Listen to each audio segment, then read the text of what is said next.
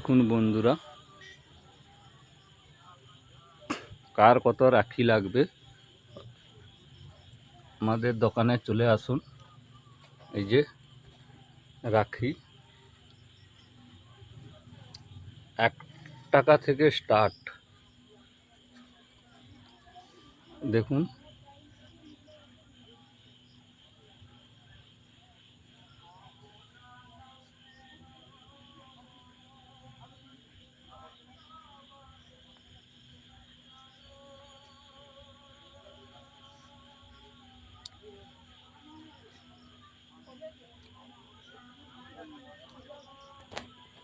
এক টাকা থেকে শুরু, 50 টাকা অবধি আছে।